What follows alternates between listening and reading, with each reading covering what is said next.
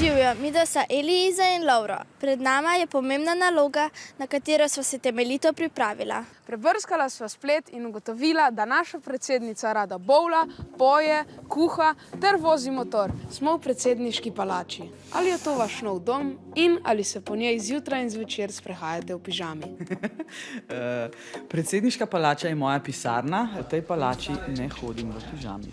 Kako je videti vaš delovni dan? Veliko sestankov s politiki, strokovnjaki z raznih področji. Imam šele zvečer čas pregledati vso elektronsko pošto. Je pa precej naporno tudi na zunanje političnem področju, kar pomeni, da predsednica precej potuje po tujini, se pogovarja s tujimi kolegi, državniki. Kaj lahko mladi pričakujemo od vas in vašega dela?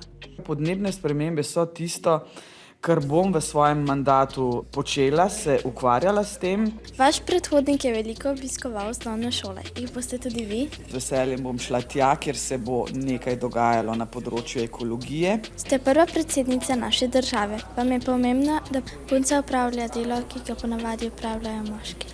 Absolutno je prav tako. Ne govorim o istosti, govorim o enakopravnosti, o enakosti. Nimamo toliko mišic kot fantje. Težko bi delali v rudniku. Tam, kjer je potrebno uporabljati glavo, možgane, tam smo pa popolnoma enakovredni. Popolnoma.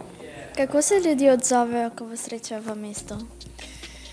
Zelo rada sem med ljudmi in zelo lepo me sprejmejo. Včasih se že počutim kot kakšna rock zvezda. Oba sva na spletu naletela na posnetke vašega petja.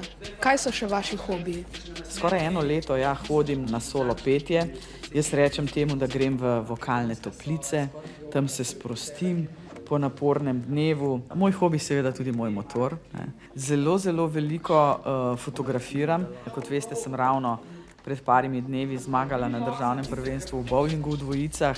Mislite, da so se drugi tekmovalci pustili zaradi vaše pozicije v Sloveniji? Prav nič, če bi bili na tekmi, bi videli, kako je moja klubska sotekmovalka grizla. Ni pustila niti malo, verjemite mi, niti malo ne. Kaj bi za konec sporočili vsem otrokom, ki nas nju gledajo? Bodite dobre volje, smejte se, bodite čisto preprosto dobri ljudje. Želiva si, da bo predsednica v času njenega predsedovanja poskrbela, da bo Slovenija še bolj varna, čista ter enakopravna. In da bi fotka na enega obiska krasila njeno pisarno. Adijo!